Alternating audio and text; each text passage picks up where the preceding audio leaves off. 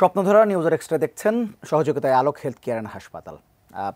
আলোচনা হঠাৎ করে তিস্তার পানির ব্যাপারটি চলে এসেছে না। গত দুদিন ধরে বিএনপি উত্তরাঞ্চলের 5টি জেলায় এবং 11টি পয়েন্টে দুদিনের একটা অবস্থান কর্মসূচি পালন করেছেন। আজকে সেখানে বিএনপি ভারপ্রাপ্ত চেয়ারম্যান তারেক রহমান তিনি বক্তব্য দিয়েছেন এবং বিএনপির যে একদম কেন্দ্রীয় নেতারা, শীর্ষ পর্যায়ের নেতারা প্রায় সবাই সেখানে আছেন, উত্তরাঞ্চলে আছেন এবং সেখানে তিস্তার পানির ন্যায্য হিস্যা দাবিতে তারা কথা বলেছেন এবং জাগো বাহে তিস্তা বাঁচাই এমন একটি স্লোগান নিয়ে তারা সেখানে সমাবেশ করেছেন, অবস্থান কর্মসূচি পালন করেছেন। তিস্তার হঠাৎ করে আলোচনায় চলে এসেছে, কাজে আমরা আজকে একটু এই বিষয়টি নিয়ে একটু কথা বলবো। তিস্তার পানি এবং সেই সঙ্গে এই যে রাজনৈতিক একটা প্রেক্ষাপট, এই সময় তিস্তার পানির এই আওয়াজটা কেন, সেটি নিয়ে একটু আমরা আলোচনা করার চেষ্টা করবো। সেই সঙ্গে আজকের দিনের যে বিভিন্ন ইস্যুগুলো আছে সেগুলো তো চেষ্টা করবে আলোচনা করার। দুজন অতিথি আছেন, একটু পরিচয় হয়নি। আমার সঙ্গে আছেন নাজমুল হাসান, তিনি সাংগঠনিক সম্পাদক বাংলাদেশ জাতীয়তাবাদী স্বেচ্ছাসেবক দল। আছেন ইলিয়াস খান, তিনি সাবেক সাধারণ সম্পাদক জাতীয় প্রেস ক্লাব। দুজনকে স্বাগত আমাদের অনুষ্ঠানে।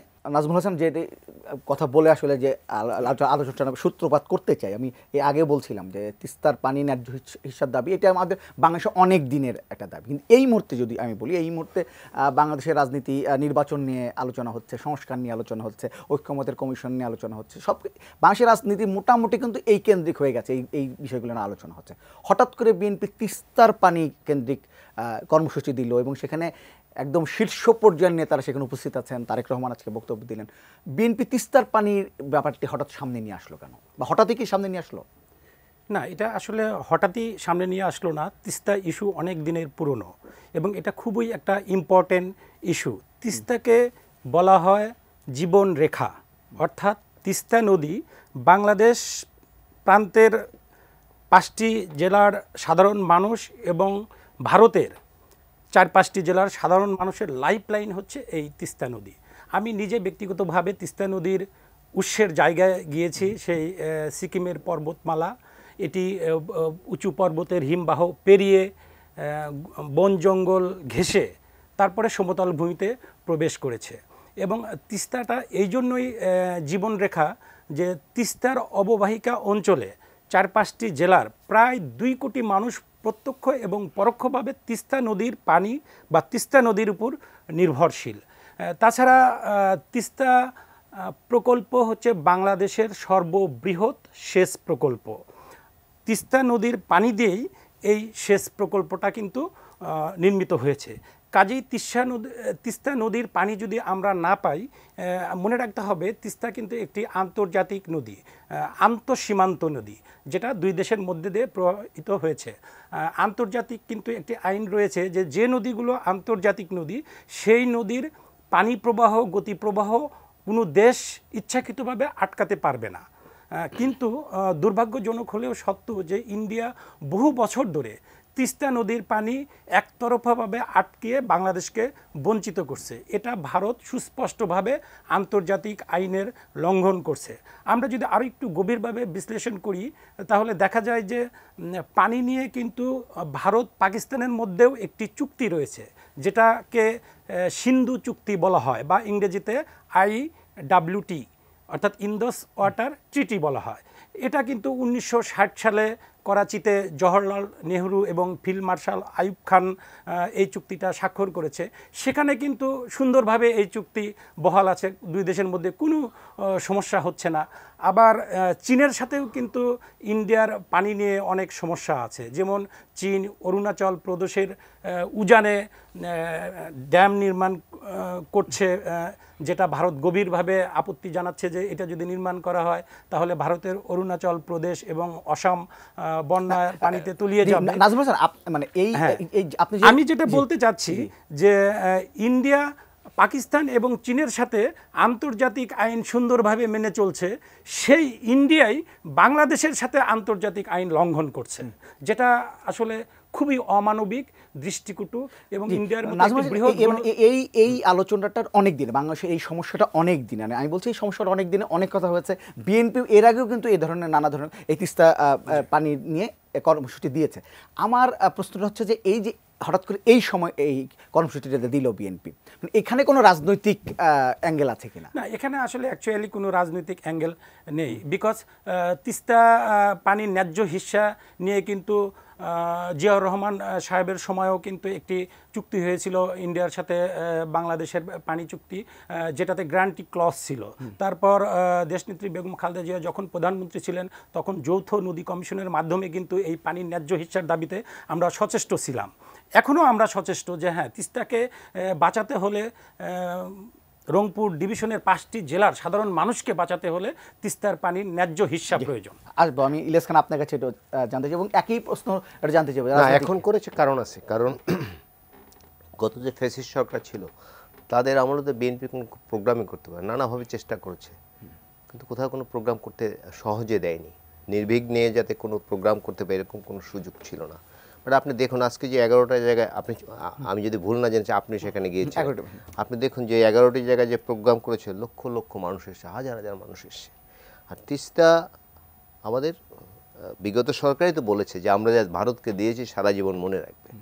তারপরে পররাষ্ট্র এটা বলেছে পালিয়ে যাওয়া প্রধানমন্ত্রী শেখ হাসিনা। আর পররাষ্ট্রমন্ত্রী বলেছিলেন যে আমাদের স্বামী স্ত্রীর সম্পর্ক, স্বামী স্ত্রীর সম্পর্কের মধ্যে শুধু একপাক্ষিক দেয়াই ছিল। এই তিস্তা চুক্তির জন্য মানুষের কথা আমি এই নাজমুল খুব একাডেমিক আলোচনা করছে, ওদিকে আমি যাব না। বাট আপনি মাঝে মাঝে ছবি দেখবেন বিভিন্ন পত্রিকায় যে শুকিয়ে কত মানুষ কত কষ্ট, উত্তরবঙ্গ মানুষ কত কষ্ট হচ্ছে, সেটা আমি দেখতে পাচ্ছি। সুতরাং এটি কিন্তু মানুষের প্রাণের দাবি, দীর্ঘদিন ধরে দাবি জানাচ্ছে। এই দাবি কোনোভাবেই ভারত করতে করেনি বা করতে চায় না। সুতরাং এখন চাপ সৃষ্টি হয়েছে, করবে। আর আগে তো প্রোগ্রাম করতে পারে না বিএনপি কোথাও সুষ্ঠুভাবে, ঘরের মধ্যেও প্রোগ্রাম করতে পারে না। সুতরাং এখন একটি সুযোগ পেয়েছে। তারা তো সবসময় জনগণের পক্ষের দল, তারা তো নতজন পররাষ্ট্রনীতি বিএনপি কোনোদিন কি বলে তারা তাদের শাসন ব্যবস্থাকালে এটি ছিল না। বাট আমরা তো গত 15.5 বছর শুধু দিয়েছেই, কিন্তু পাইনি কিন্তু আমরা কিছু। সুতরাং এখন যেহেতু সুযোগ এসে মানুষ দাবি জানাচ্ছে, এবং নিশ্চয়ই আপনি দেখেছেন যে আরেকটি পার্শ্ববর্তী দেশ আজকে সেখানে প্রকল্প করার কথা বলেছে, এবং এটি নিয়ে কিন্তু খুব কাকতালীয়ভাবে দিস দ্য ফার্স্ট টাইম গত শাসনামলে চীন এবং ভারত উভয় কিন্তু আওয়ামী লীগের পক্ষে ছিল, আমরা যদি ভুল না জেনে থাকি। বাট চীন কিন্তু 75-এর পরে 15ই আগস্টের পরে স্বীকৃতি দিয়েছে বাংলাদেশে, এরকম সম্পর্ক ছিল। কিন্তু গত এই চুরি লুটপাট সহযোগী হওয়ার জন্য আমি আর এই স্টোরিতে অনেক কথা বলবো না, চীন সাপোর্ট করেছে, দিল্লি সাপোর্ট করেছে, এটি খুব বিস্মিত বিষয়। বাট ভারত প্রীতি যে কেমন দেখুন, চীন কিন্তু এই প্রকল্পটি করতে চেয়েছিলেন যে আমরা তিস্তাবাদ প্রকল্পটি করব, কিন্তু ভারত বাধা দেওয়া শেষ পর্যন্ত প্রকল্পটি হয়। এখন চীন আগ্রহ দেখেছে, আজকে বক্তৃতা দেওয়ার পরে চীন আগ্রহ দেখেছে যে আমরা এটি করব। এটি হলে তো ভালো, বাংলা এটা তো নিশ্চয়ই। আর এই নদীর কারণে তো নানা ইকোলজিক্যাল ব্যালেন্স, নানা কিছু নষ্ট হয়েছে, আমাদের জীববৈচিত্র্য সব কিছু নষ্ট হয়ে যাচ্ছে। সুতরাং এটি যদি হয় একটি প্রকল্প, সেটি খুব ভালো হবে বলে আমি বিশ্বাস করি। আচ্ছা, আমি আবার একটু রাজনীতির দিকে যেতে চাই। মানে অনেক জায়গায় আলোচনা আমি দেখছি, অনেক বিশেষজ্ঞ কথা বলছেন, তারা এক ধরনের কথা বলছেন যে এরকম যে যেহেতু এই মুহূর্তে বিএনপির সঙ্গে অন্য যে রাজনৈতিক দলগুলো মাঠে আছে, তারা সবাই মোটামুটি ভারত বিরোধী একটি স্ট্যান্ড তারা নিয়েছে, ভারত বিরোধী স্ট্যান্ডে তারা কাজ করছে এবং এটি প্রকাশ্যে কথাও বলছে এটি নিয়ে। তো এই যে ভারত বিরোধী ভোট বা যদি বলে মানুষ বা সাপোর্টটা যেন বিএনপির দিকে থাকে, এর জন্য বিএনপি আসলে এই সময় এসে তিস্তার এই কর্মসূচি এমন কিছু ভারত বিরোধী না। আগে এখন বাংলাদেশের মানুষ স্বাধীনভাবে দাঁড়াচ্ছে, আগে যে নতজন পররাষ্ট্র ছিল সেটির বিরুদ্ধে মানুষ দাঁড়িয়েছে। আর এই বিএনপির বিরুদ্ধে, এই ভারত বিরোধী বলে বা স্বাধীন চেতা মানুষ, অন্য অন্য দলে কত পার্সেন্ট ভোট আছে আপনি চিন্তা করেন, ভোট তো ম্যাক্সিমাম বিএনপি। সুতরাং এই প্রোগ্রাম করে বিএনপিকে জনপ্রিয়তা অর্জন করতে হবে, এটি কোনো কারণ আছে বা সুযোগ আছে বলে আমি মনে করি না। বিএনপি নিজের তাগিদ থেকে জনগণের পক্ষে কথা বলার জন্য, জনগণের যে 5 জেলায় তো অনেক মানুষ, আমি এক্সাক্ট ফিগার জানি না, এবং এটি শুধু 5 জেলায় থাকে না, এর প্রভাব কিন্তু অন্যত্রও পড়ে। সুতরাং এই মানুষের পক্ষে তিস্তার পানি তো সবসময় আহাজারি, বলুন উত্তর অঞ্চলের একটা আহাজারি তিস্তার পানি। আমি তো নাজমুল হাসান আপনার কাছে আসতে চাই। ইলিয়াস খান বলছিলেন যে ওই তিস্তা মহাপরিকল্পনা নিয়ে, যেটি আসলে চীন একটা প্রকল্প করতে চেয়েছিল, মানে বাংলাদেশের প্রকল্প চীন অর্থায়ন করতে চেয়েছিল, আবার পরে ভারত একটি প্রকল্প দিয়েছে এবং গত সরকার শেষ পর্যন্ত চীনের প্রকল্পটি সরিয়ে ভারতকে সেই প্রকল্পটি দেওয়ার চিন্তাভাবনা করেছেন। তখনকার প্রধানমন্ত্রী বলেছিলেন যে সেটি তিনি দিতে চান। তো এখন যেটি দেখছে যে বিএনপি বলছে তারা চীনের মহাপরিকল্পনাটা বাস্তবায়ন করতে চায়, এবং আজকে চীনের যিনি রাষ্ট্রদূত তিনিও বলেছেন যে বাংলাদেশকে তারা বলেছেন যে তাদের পরিকল্পনা যেন চীনকে দেওয়া হয়, তাহলে তারা বাস্তবায়ন করে দেবেন। ভারতকে বাদ দিয়ে বিএনপি চীনের এই মহাপরিকল্পনায় কেন মানে বলবো যে তাদের দিতে যাচ্ছে আর কি, কেন? এখানে মানে আসলে এই মহাপরিকল্পনা বাস্তবায়নের কোনো প্রয়োজনই ছিল না যদি ভারত আন্তর্জাতিক আইন মেনে আমাদের পানির ন্যায্য হিস্সা দিত। আমাদের আন্তর্জাতিক আইন অনুযায়ী যতটুকু পানি পাওয়া প্রয়োজন ততটুকু যদি দিত তাহলে তো এই মহাপরিকল্পনা বাস্তবায়নের কোনো প্রয়োজন ছিল না। কারণ ওখানে জিয়াউর রহমান সাহেব যে তিস্তা ব্যারেজ প্রকল্প তৈরি করেছেন বা তিস্তা সেচ প্রকল্প গড়ে তুলেছেন, পানি পেলে তো আমরা সেই প্রকল্প দিয়েই ইরিগেশন বা সেচ ব্যবস্থা চালু করতে পারি। কিন্তু ইন্ডিয়া একতরফাভাবে পানি প্রত্যাহার করার ফলেই সেখানে আমাদের তিস্তা মহাপরিকল্পনা বাস্তবায়নের প্রয়োজনীয়তা দেখা দিয়েছে, জাস্ট উত্তর অঞ্চলের সাধারণ মানুষগুলোকে বাঁচানোর জন্য। এই মহাপরিকল্পনাটা কি? এই মহাপরিকল্পনাটা হলো যে আমরা যদি সেখানে নদী খনন করে বা নদীর নাব্যতা সৃষ্টি করে যদি পানি ধরে রাখতে পারি, আমাদের এইখানে প্রচুর বৃষ্টিপাত হয়, বৃষ্টির পানি ধরে রাখতে পারি, বা ভারত যখন বর্ষার সময় পানি ছাড়ে তখন সেই পানিগুলোও কিন্তু জলাধারে আটকিয়ে সেচ ব্যবস্থা চালু রাখতে পারি। কাজেই রংপুর বিভাগের ৫-৬টি জেলার মানুষকে বাঁচাতে হলে, সেখানের কৃষি ব্যবস্থাকে বাঁচাতে হলে, ইকোলজিক্যাল ব্যালেন্স ঠিক রাখতে হলে অবশ্যই আমাদের তিস্তা মহাপরিকল্পনা বাস্তবায়ন করতে হবে।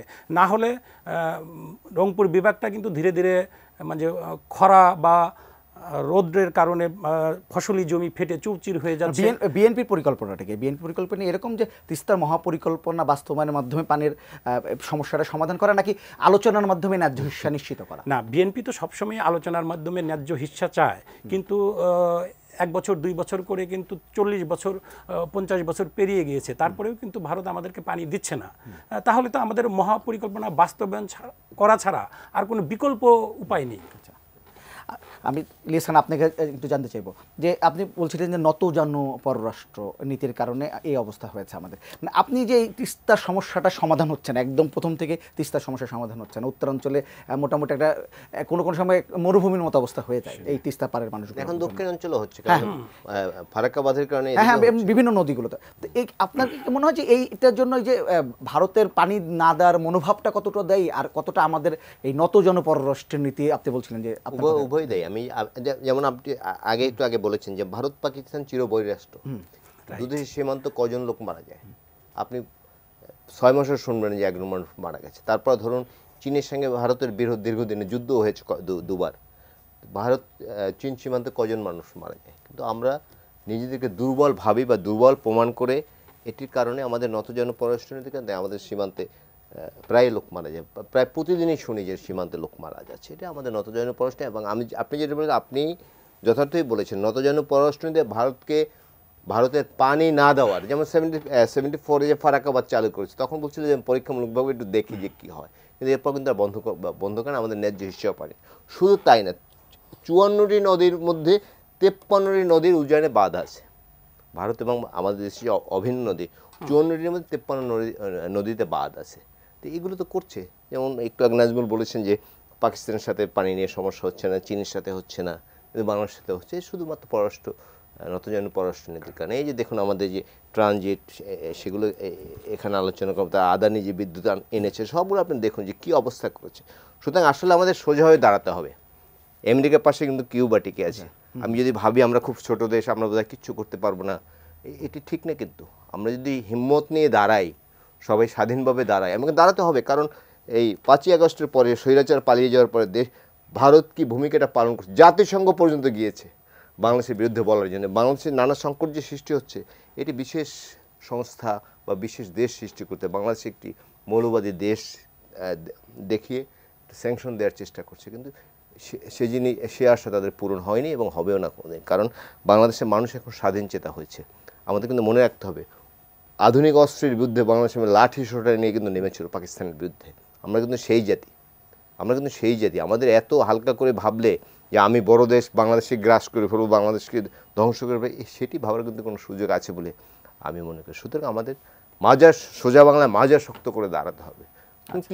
কী করবো আমাদের ইচ্ছে করলে অনেক কিছু করতে পারবে না। আমি একটু আগে বললাম না যে কিউবা টিকে আছে, অনেক চেষ্টা করেছে কিউবাকে আমেরিকা ধ্বংস করার জন্য, কিন্তু পারেনি। কিন্তু এটা পৃথিবীতে আরও পৃথিবীর অনেক দেশ আছে, যে বড় বড় দেশের পাশে ছোটো ছোটো দেশ আছে, তাদের কিন্তু যেমন চীনের কথা বলি, 14টা প্রতিবেশী, তাদের 14টা প্রতিবেশী, একটি প্রতিবেশীর সাথেও তাদের খারাপ সম্পর্ক নেই। হঠাৎ মাঝে মাঝে হয়, কিন্তু এটি কন্টিনিউ করে। আর ভারতে দেখুন আপনি প্রতিবেশীগুলো, পাকিস্তান একটু আগে বললাম চিরবৈরাষ্ট্র, চীনের সাথে সম্পর্ক আমরা সবাই জানি। এই যে 4 লাখ লোকের দেশ মালদ্বীপ, সেখানে এখন চীনপন্থী সরকার। এবং এই যে নেপাল, বিশ্বের একমাত্র হিন্দু রাষ্ট্র, ভারতও হিন্দুত্ববাদ কায়েম করছে, বা নেপালের প্রধানমন্ত্রী যিনি হয়েছেন, ওদের রেওয়াজ হচ্ছে প্রথম যায় দিল্লি, তিনি কিন্তু গিয়েছে কাঠমান্ডু। এগুলো তো ভালো না। বাংলাদেশের সাথে সম্পর্ক ছিল একটি রাজনৈতিক দলের সঙ্গে, এদেশের মানুষের সাথে কোনো সম্পর্ক ছিল না ভারতের। এখন তাদের সেই দলটি ক্ষমতা নাই বলে তারা নানা কিছু করছে, মিডিয়া অপপ্রচার চালাচ্ছে, এই বাঙালি চিহ্নিত করে বের করে দেওয়ার চেষ্টা করছে, জাতিসংঘে ধর্ণা দিচ্ছে, কিন্তু এগুলো করে আলটিমেটলি কোনো লাভ হবে না। একজন দর্শক আছে, ফোনটা নিয়ে তারপরে আবার আলোচনায় ফিরি।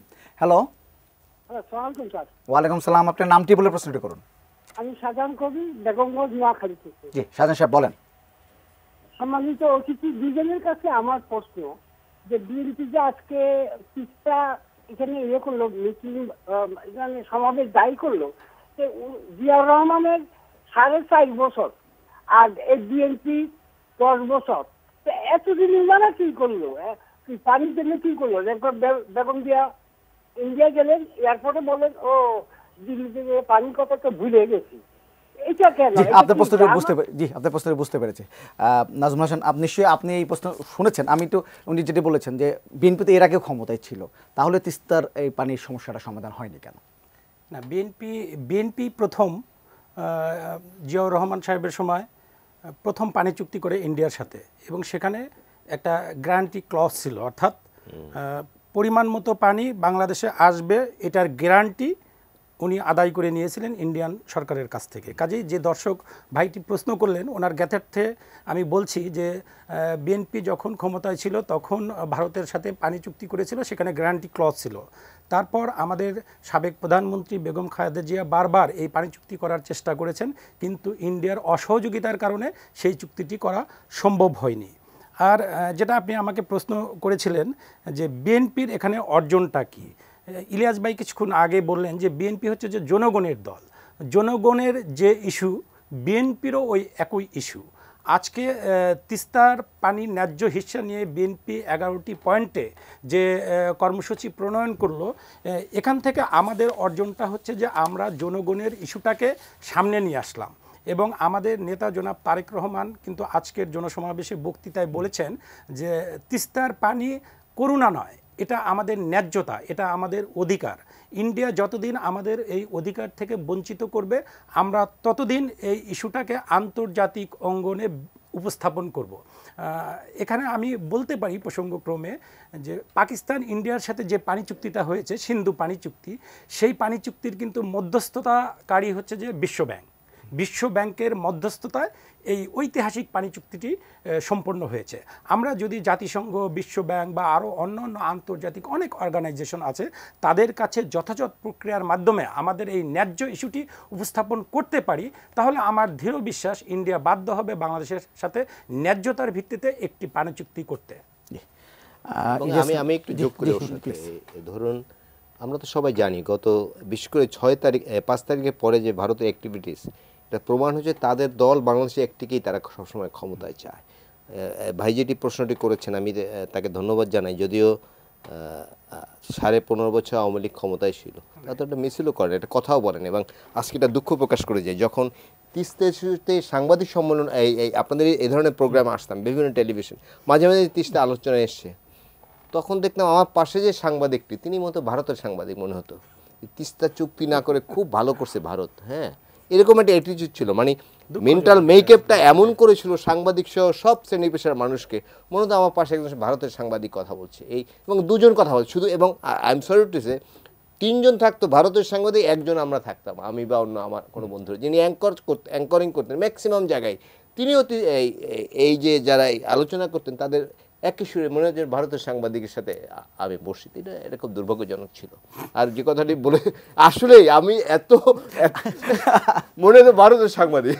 তো ভাইটি যে বলেছে ঠিক আছে, বিএনপি 2-3 বার ক্ষমতা ছিল, আওয়ামী লীগ 15.5 বছর ক্ষমতায় ছিল, এত প্রিয় দল যে আওয়ামী লীগকে জেতানোর জন্য সুজাতা সিং চলে আসছে, আওয়ামী লীগকে জেতানোর জন্য, আরে প্রেসিডেন্ট ছিল ওনার নাম ভুলে গেছি, আরে না মনমোহন সিং না, আরে ওয়েস্ট বেঙ্গলের, দেখেন অনেক চেষ্টা করেছে, এবং প্রতিবার এই যে বাংলাদেশে গণতন্ত্র হত্যা করেছে, গণতন্ত্র যে ভোট যে নির্বাচনে পাঠানো হয়েছে, তো দুর্ভাগ্যজনক আমাদের একটি প্রতিবেশী দেশ, যেটি অন্তত জনসংখ্যার দিক থেকে বলা হয় পৃথিবীর সবচেয়ে বড় গণতান্ত্রিক দেশ, তারা কোনো ভূমিকা পালন, এবং এক্ষেত্রে কিন্তু সবাই এক। যেমন কংগ্রেসও এক, আমরা জানি কংগ্রেস লিবারেল পার্টি, তারা তাদের সাথে এই আওয়ামী লীগের একটা সখ্যতা রয়েছে সবসময়, কিন্তু বিজেপির সাথে কংগ্রেস হচ্ছে অ্যাডভান্স। আওয়ামী লীগকে ক্ষমতায় রাখতেই হবে যে কোনো মূল্যে, সেটা যদি বিনা ভোটে হয়, 153 জন কোনো কি বলে কোনো প্রতিনিধি থাকবে না, তারপরে রাতের ভোটে হয়, ডামি ভোটে হয়, যে ধরনের ভোটে হোক আওয়ামী লীগকে ক্ষমতা রাখতে হবে। এই এত পেয়ার যাদের সঙ্গে, তাদের একটা দাবি রাখতে পারলো না, যদিও দাবি কখনো জানায়নি। ভারতের কাছে দাবি জানার মনে হয় যেন ভারত রাগ করতে পারে। তো এই অবস্থা দেখেছি। আমার মনে হয় ভাই যিনি প্রশ্নটি করেছেন তিনি উত্তর পেয়েছেন। আচ্ছা, আমরা একটু মনে হয় একটু অন্য প্রসঙ্গে আসি, তিস্তা নিয়ে আলোচনা করেছি। আমি একটু নাজমুল হাসান আপনার কাছে শুরু করব। আজকে নিশ্চয়ই আপনি বিভিন্ন ঘটনা দেখেছেন, বিশেষ করে চট্টগ্রামে একটি ঘটনা ঘটেছে কুয়েটে। সেখানে ছাত্র দলের সঙ্গে, চট্টগ্রাম না খুলনা কুয়েটে, সেখানে ছাত্র দলের সঙ্গে বৈষম্য বিরোধী ছাত্র আন্দোলন বা সাধারণ ছাত্র শিক্ষার্থী বলেন, ছাত্রদল সেখানে সাধারণ শিক্ষার্থী বলার সুযোগ নেই। আচ্ছা, ওরা অনেকে বলছে আর কি, যদি সেখানে ছাত্র রাজনীতি চালু করার জন্য দাবি করছে এবং তারা লিফলেট বিলি করছিল, এবং এটা কিন্তু এই যে কুয়েটে ছাত্র রাজনীতি বন্ধ এখন, সেখানে ছাত্রদল আবার নতুন করে ছাত্র রাজনীতি চালু করতে তারা দাবি করেছে।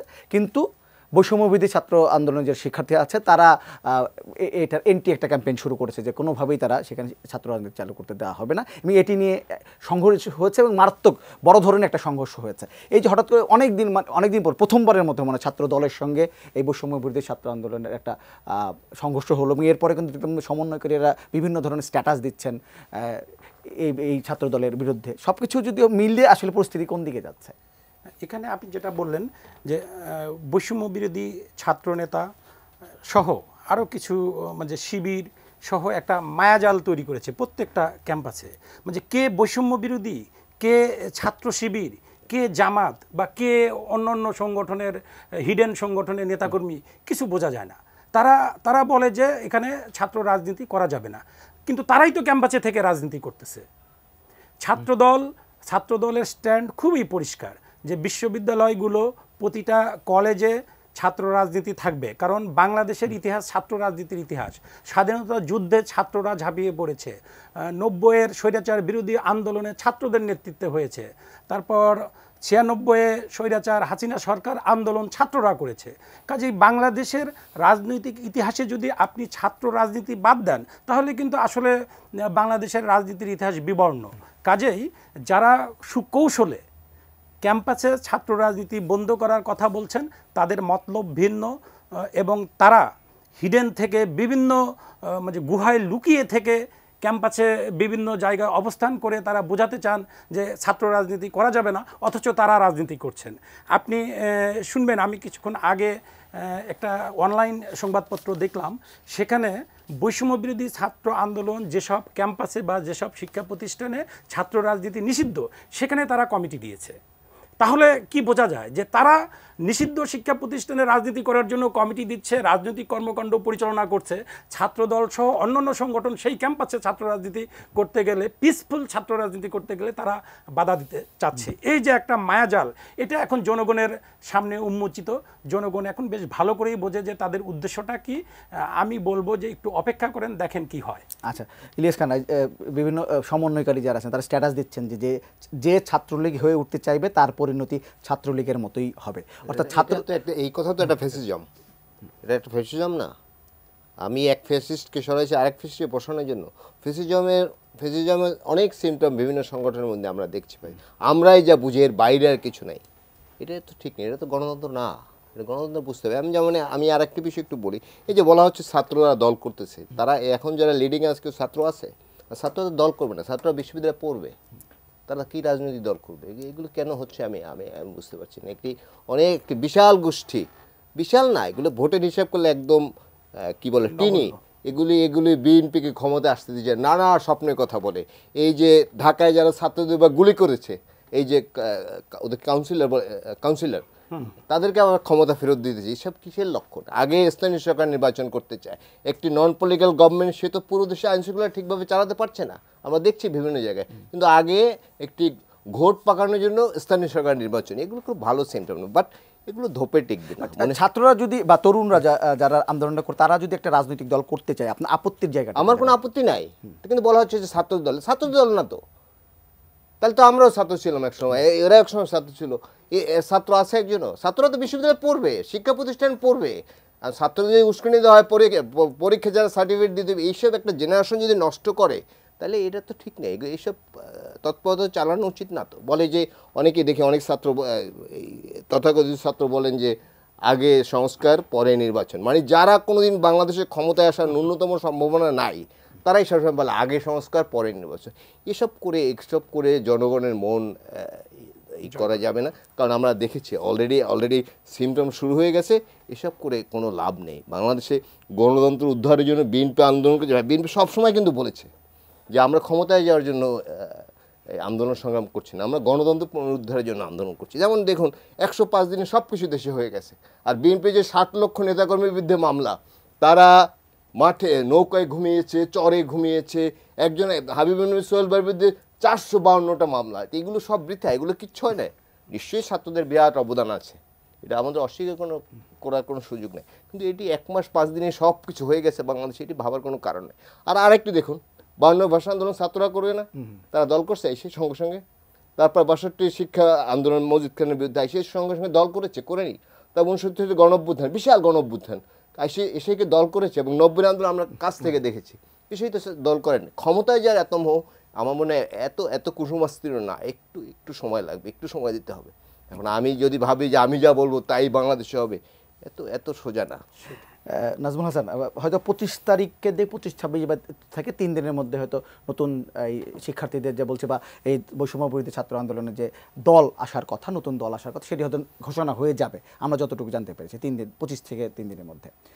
এই যে এখন যে হঠাৎ আজকে কুয়েটে যে অবস্থা দেখলাম, আজকে দেখলাম যে ঢাকা বিশ্ববিদ্যালয়ের রাতে কিন্তু পাল্টাপাল্টি সমাবেশ হয়েছে। রাজু ভাস্কর যে এই বৈষম্যবিরোধী ছাত্র আন্দোলনের তারা সমাবেশ করেছে, টিএসসিতেই ছাত্র দল সমাবেশ করেছে এবং বেশ উত্তপ্ত বক্তব্য আমরা সেখানে শুনেছি পরস্পর বিরোধী। যখন দলটি মাঠে চলে আসবে, এখনও যদি এই অবস্থা হয়, আসলে রাজনীতি দিয়ে শঙ্কিত হওয়ার কোনো ব্যাপার আছে কিনা? শঙ্কিত হওয়ার ব্যাপার তেমনটা নেই। আপনি যেটা বললেন যে ছাত্ররা হয়তো বা 2-1 দিনের মধ্যে একটি নতুন দল 25 তারিখ থেকে মনে হতে পারে, 25 তারিখ পরে 3 দিনের মধ্যে তাদের নতুন দল ঘোষণা করাতে আমাদের কোনো আপত্তি নেই, ওয়েলকাম, তারা রাজনীতি করুক। কিন্তু এই সরকারের আনুকূল্য নিয়ে সরকারের ভিতরে থেকে কিসের রাজনৈতিক দল করবে? তারা কি কিংস পার্টি করবে, না অন্য কোনো মানে ষড়যন্ত্রকারী দল করবে? উপদেষ্টা নাহিদ যদি দায়িত্ব নেন তিনি পদত্যাগ করবেন। একজন পদত্যাগ করবে আর 2 জন সরকারে থাকবে, থেকে কলকাঠি নাড়বে, এই তো। সবাই একযোগে পদত্যাগ করেন, পদত্যাগ করে নতুন রাজনৈতিক দল করেন, কোনো সমস্যা নাই। নতুন রাজনৈতিক দল করতে, তাদের রাজনীতি করতে কোনো সমস্যা নাই। কারণ রাজনীতি একটা লং টার্ম প্রসেস, অনেক ত্যাগ তিতিক্ষা, অনেক চড়াই উতরাই পেরিয়ে তারপরে কাঙ্ক্ষিত লক্ষ্যে পৌঁছাতে হয়। আপনি যদি 2-3 মাস রাজনীতি করে বা একটা রাজনৈতিক দল করে ক্ষমতায় যেতে চান, এটা তো আপনার দিবা স্বপ্ন ছাড়া কিছু না। বাংলাদেশে তো এর আগে অনেক কিংস পার্টি হয়েছে, তাদের পরিণতি কি? ভয়াবহ পরিণতি। কাজেই যে তারা সরকারের আনুকূল্য থেকে রাজনৈতিক দল করবে, এটা আমরাও পছন্দ করি না, সাধারণ জনগণও পছন্দ করে না। তবে তারা সরকার থেকে বেরিয়ে এসে যদি রাজনীতি করতে চায় তাহলে করুক। আচ্ছা, যদি আমি একটু বলি, পানিতে বুদবুদ ওঠে, আমরা সবাই দেখেছি, একটু পর কিন্তু মিলিয়ে যায়। অনেক কিছু মনে হয় যে আমরা অনেক কিছু করে ফেলবো, বাস্তবে দেখুক রাজনীতির মাঠ।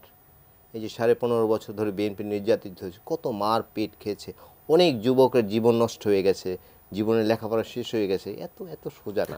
এখানে আমার প্রশ্ন, যদি শিক্ষার্থীদের রাজনৈতিক দল আসে, বর্তমান যে পরিবর্তিত রাজনৈতিক প্রেক্ষাপট এই অভ্যুত্থান পরবর্তী, সেখানে কি এই রাজনৈতিক দলটাই কি তাহলে বিএনপির প্রধান প্রতিপক্ষ হবে? এটা ভাবার কোনো কারণই নেই। বিএনপির যে ভোট আছে বাংলাদেশের সব রাজনৈতিক দল মিলিয়ে, আমি ফজলুর রহমান ভাই ছিলাম, সবচেয়ে সর্বোচ্চ 15% ভোট আছে আমরা ইতিপূর্বে যেটি দেখেছি। বিএনপি একটা মহাসমুদ্র। এই যে ধরুন, আমি ছোট করছি না, আমার যেখানে বাড়ি 4 লক্ষ ভোট আছে, এই যে সমন্বয়কারী নাকি বলতেছে এদের কয়টা ভোট আছে সেই এলাকায়? তরুণদের মধ্যে তো এক ধরনের গ্রহণযোগ্যতা তাদের আছে। সেটা কত পার্সেন্ট? সেটা কয় পার্সেন্ট? 0.5%ও নেই। আমি বললাম তো 0.5%, এত সোজা না, একটু কঠিন। ওই যে খুব দেখি যে কাউকে না মেনে কথা বলার প্রবণতা বিরাট। আমরা কি হনুরে এই সরকারি গাড়ি বহন নিয়ে যাই, যে লোক রিক্সায় চলতে পারতো না এখন কোটি টাকা আমার গাড়িতে করে, এগুলো মানুষ দেখে, মানুষ এগুলো জানে। এই 200 টাকা কম্বল দিতে আমি হেলিকপ্টার নিয়ে অমুক জায়গায় যাই, এগুলো জানে সব মানুষ। মানুষের বোকা ভাবা কিন্তু সুযোগ নেই। এবং আপনার আমার চেয়ে গ্রামের মানুষ আরও বেশি খবর রাখে, কারণ সন্ধ্যার পরেই সবাই টেলিভিশন থাকে, টেলিভিশন স্টলে বসে চার স্টলে চা খায়, টেলিভিশন দেখে, সব খবর দেখে। আপনি হয়তো সময় পায় না কাজের জন্য, কিন্তু তারা কিন্তু সব কিন্তু টেলিভিশন। বৈষম্যবিরোধী ছাত্র আন্দোলনের নেতারা যখন বক্তব্য দিচ্ছেন, তারা কিন্তু বিএনপির দিকে একই ধরনের বলছেন যে বিভিন্ন দখলে চাঁদাবাজিতে বিএনপির জড়িত হচ্ছে, এমন বক্তব্য কিন্তু তারা। চাঁদাবাজির অভিযোগ অনেকের বিরুদ্ধে। আমি একটু সোজা বুঝিয়ে দিই, সারা দেশ যে আওয়ামী লীগ দখল করে রেখেছিল সেটি যে উদ্ধার করতে পারে, সেটি কি বৈষম্য বিরোধীরা পারবে? সারা দেশে তার লোক আছে, সেটি অন্য কোনো দল পারবে? সেটি যে উদ্ধার করতে চায় সেটি বিএনপি পারবে উদ্ধার করতে। আর যাদের বিরুদ্ধে অভিযোগ এসে প্রায় 2000 লোক বহিষ্কার করা হয়েছে, পদ খুইয়েছেন, একদম কি বলে যে শাস্তিমূলক নানা ব্যবস্থা নেওয়া আছে, আর কোনো দল তো নেয়নি। যদিও ওই দিন জামাতের এক নেতাকে দেখছি, তিনি কোথায় টাকা চেয়েছিলেন, পরে তাকে দল থেকে বহিষ্কার করছে। এগুলো এগুলো এগুলো খুচরা রাজনীতি করে লাভ নেই। সব বিএনপি দখল করতেছে, আমরা একদম সাধু, এটি ভাবার কোনো কারণ নেই। কারণ কার চেহারা এখন চকচক করে, এটি মানুষ, বাংলাদেশের মানুষ কিন্তু টেলিভিশন কল্যাণে দেখে কাদের চেহারা চকচক করে, এটি কিন্তু দেখে। এইসব খুচরা রাজনীতি করে এই পানির বুদবুদের মতো একসময় হারিয়ে যাবে, এগুলো করে কোনো লাভ নেই। আর একটা জিনিস আমি যেটা যোগ করতে চাই ভাইয়ের সাথে, সেটা হচ্ছে যে যেখানে যে জেলায় বৈষম্য বিরোধী ছাত্র আন্দোলনের কমিটি দিচ্ছে, দেখবেন কমিটি ঘোষণার সাথে সাথে কিন্তু কিছু অংশ পদত্যাগ করছে, কিছু অংশ বলছে যে এই কমিটি মানি না, আবার কিছু অংশ রাস্তায় যে সড়ক অবরোধ করছে। কল্যাণ কি করবে? আমি রাজপথ বন্ধ করে দিলাম, লক্ষ লক্ষ সাভার করলো। রাজনীতির যে প্রাথমিক বাস্তবতা সেটা কিন্তু এখন হারে হারে তারা টের পাচ্ছে। আরেকটি ঘটনা, আজকে ডিসি সম্মেলন, সেখানে কথা বলেছিলেন স্থানীয় সরকার উপদেষ্টা আসিফ মাহমুদ। তিনি, আপনি নিশ্চয়ই শুনেছেন, তিনি বলেছেন যে একটা প্রশ্ন উত্তর তিনি বলছেন যে তিনি চান যে জাতীয় নির্বাচনের আগে স্থানীয় সরকার নির্বাচন যেন হয়ে যায়। তিনি কয়েকটা ব্যাখ্যা দিয়েছেন কেন তিনি চান, এবং তিনি বলেছেন যে তারপর আমরা সাংবাদিকরা প্রশ্ন করেছিল যে এই নির্বাচনে আওয়ামী লীগের অংশগ্রহণের কোনো সুযোগ আছে কিনা। সেখানে তিনি বলেছেন যে যদি এমন হয় যে কারো বিরুদ্ধে কোনো ধরনের গণহত্যা কিংবা অন্যায়ের অভিযোগ না থাকে, সে আওয়ামী লীগ করলেও সে জনগণের কাছে মাপ চেয়ে রাজনীতিতে ফিরতে পারবে এবং নির্বাচনে অংশগ্রহণ করতে পারবে। তবে যাদের বিরুদ্ধে গণহত্যার অভিযোগ আছে তারা নির্বাচনে অংশগ্রহণ করতে পারবে না। এই মন্তব্যটাকে কীভাবে দেখছেন? আমি তো তাদের এই মন্তব্যের মধ্যে দিয়ে দ্বিচারিতা খুঁজে পাচ্ছি। এতদিন পর্যন্ত তাদের স্ট্যান্ড ছিল যে আওয়ামী লীগকে নিষিদ্ধ করতে হবে, আওয়ামী লীগকে বিচার করতে হবে, শেষ করে দিতে হবে, ধ্বংস করে দিতে হবে, আওয়ামী লীগের কোনো আস্থানা থাকবে না। কিন্তু আজ ওনার এই বক্তব্যে আমরা মানে মর্মাহত যে উনি নিজে বললেন যে আওয়ামী লীগের মধ্যে যারা এই খুনের সাথে জড়িত না, তারা স্থানীয় সরকার নির্বাচন করলে তাদের কোনো সমস্যা নাই। তাহলে তারা সকালে এক কথা বলছেন, বিকালে অন্য কথা বলছেন, এক গ্রুপ এক ধরনের ন্যারেটিভ দাঁড় করাইতেছেন, আবার অন্য গ্রুপ সেটাকে মানতেছেন না। এই যে একটা হজবরল অবস্থা, আমি আসলে বুঝতেছি না যে তারা কি চাচ্ছে। তাদের উচিত এখন ভালোই একটি সুষ্ঠু নির্বাচন আয়োজন করে গণতান্ত্রিক এবং জনগণের ভোটে নির্বাচিত সরকারের হাতে ক্ষমতা হস্তান্তর করা। আদারওয়াইজ তারা যতক্ষণ এই অন্তর্বর্তীকালীন সরকারে আছেন বা যতক্ষণ ক্ষমতার চেয়ারে বসে আছেন, তারা ততক্ষণ ভুল করছেন। তাহলে আপনি কি চান যে আওয়ামী লীগের যারা গণহত্যার সাথে জড়িত না তারাও নির্বাচনে আসতে পারবেন? বিচারের আগে আওয়ামী লীগকে আপনি নির্বাচনের প্রক্রিয়ায় নিয়ে আসবেন কেন? তাহলে যে এই যে হাজার হাজার ছাত্র জনতাকে হত্যা করা হলো, এখানে বিএনপি এবং ছাত্র দল অন্যান্য অঙ্গ সংগঠনেরও শত শত নেতাকর্মীকে হত্যা করেছে এই 2 মাসেই। এবং এই জুলাই আগস্টের আন্দোলনে আমাদের বিএনপির প্রায় 8 থেকে 9 হাজার নেতাকে গ্রেপ্তার করেছে। এই যে আমাদের আত্মত্যাগ, এই যে আমাদের রক্ত ঝরা রাজপথে, এটার বিচার হবে না? বিচারের আগে তারা যদি আবার এই নির্বাচন প্রক্রিয়ার মধ্যে আসে, তাহলে কি আওয়ামী লীগকে পুনর্বাসন করা হলো না? তাহলে আওয়ামী লীগ যে হত্যাযজ্ঞ ঘটিয়েছে, এটার বিচারটা কোথায় হচ্ছে? তাদের বিচারের যে তদন্তটা সেটা কত দূর এগোচ্ছে, এটা কিন্তু জাতি অন্ধকারে আছে। ইলাস খান, নাজমুল হাসান যেমন বলছিলেন যে এই মন্তব্যের মধ্যে তিনি আওয়ামী লীগকে পুনর্বাসনের একটা ইঙ্গিত দেখতে পাচ্ছেন, তাই কি? না, সেটা আমি সরাসরি বলবো না, বাট এক এক সময় এক এক কথা বলছেন তারা। যেমন আগে কিন্তু একবার আওয়ামী লীগ নিষিদ্ধ করার জন্য অনেক কিছু করেছেন। নিশ্চয়ই মনে আছে, প্রেসিডেন্টকে সরিয়ে দেয়, আওয়ামী লীগকে নিষিদ্ধ করে, জুলাই প্রোক্লামেশন নিজেরা ঘোষণা করে, কারোর সাথে আলাপ আলোচনা না, অনেক কিছু করেছে। যাই হোক, আবার আজকে উনি বললেন যে স্থানীয়, কিন্তু আমার একটা প্রশ্ন যে স্থানীয় নির্বাচন কবে, তিনি কিছু বলেছেন? আমি জানি না। তারা উনি বলেছেন যে তিনি চান যে জাতীয় নির্বাচনের আগে এটি হলে ভালো, তবে এটি সরকার সিদ্ধান্ত নেবে, তিনি বলেছেন। সেটি এইসব স্বপ্ন দেখে তাদের লাভ নেই কোনো, যে আগে নির্বাচন দিয়ে, স্থানীয় সরকার নির্বাচন দিয়ে আমাদের কিছু প্রতিনিধি বানাবো, আওয়ামী লীগের মতো ভোট করে, এটি মক্কা বহুদূর ভাই। এইসব চিন্তা করে লাভ নেই, বরং গণতন্ত্র যাতে বিকশিত হয় সেই চেষ্টা সবাই করা উচিত। আপনারা অনেক স্যাক্রিফাইস করেছেন, অনেকে জীবন দিয়েছেন ভাই। 2000 মানুষের জীবন তো সহজ না। স্থানীয় সরকার নির্বাচন আগে হলে আপনি সমস্যাটা কোথায় দেখেন? অনেক বিরাট সমস্যা। এই প্রশাসনিক তো নিয়ন্ত্রণ নেই, পুরো দেশে নিয়ন্ত্রণ আছে একটি রাজনৈতিক শক্তি ছাড়া। যেমন একটু আগে আমি বললাম না, এই যে তিতুমির কলেজে আন্দোলন করেছে, রাজনৈতিক শক্তি যদি থাকতো এইসব আন্দোলন কিন্তু, এইসব হাস্যকর এবং অযৌক্তিক আন্দোলন কিন্তু কেউ করতে পারতো না। সুতরাং দেশ নিয়ন্ত্রণের রাজনৈতিক শক্তি লাগবে। এবং আপনি জানেন যে পৃথিবীর 1000 ভাগের 1 ভাগ ভূখণ্ড হচ্ছে বাংলাদেশ, আর 1000 ভাগের মানুষের 27 ভাগ মানুষ হচ্ছে বাংলাদেশি। জনচাপে পুরো দেশ পিষ্ট। এই মানুষ ম্যানেজ করা এত সহজ না। কালকে দেখলাম যে কি বলে যে উত্তরায় কোপাচ্ছে, ঘটনা একটি, কিন্তু এটি কিন্তু অনেক কিছু ইন্ডিকেট করে, অনেক কিছু বোঝা যায়। তারপর দেখলাম যে এই কি যেন নাট্যোৎসব করতে দিচ্ছে না, তারপরে পয়লা বৈশাখ উৎসব বন্ধ করে দিচ্ছে। এগুলো ভালো সিমটম না। আমরা যেন আমাদের অস্ত্রটা বিদেশিদের হাতে তুলে না দিই, দেশটাকে সামনের দিকে এগিয়ে নিয়ে যেতে হবে। সুতরাং তরুণ সমাজ যারা জীবন দিয়েছেন বা অনেক রিস্ক নিয়েছেন, তাদের সবার উচিত আলাপ আলোচনা করে দেশটি যাতে গণতান্ত্রিক পথে থাকতে পারে। কারণ আমরা তো গত 15.5 বছর 17.5 বছর গণতন্ত্র থেকে পিছিয়ে ছিলাম, যাতে সামনের দিকে যেতে পারি। 54 বছর বয়সে কিন্তু শিশু গণতন্ত্র বলা যাবে না, আমাদের সেই দিকে যেতে হবে। আপনাদের দুজনকে ধন্যবাদ আমাদের সেটা দেওয়ার জন্য। দর্শক, নিউজ আর এক্সট্রা আজকের পর্ব থেকে এখানেই বিদায় নিচ্ছে। আগামী পর্বে আবারও দেখা হবে। ততক্ষণ পর্যন্ত ভালো থাকবেন, সুস্থ থাকবেন, এটি নিজের সঙ্গে থাকবেন।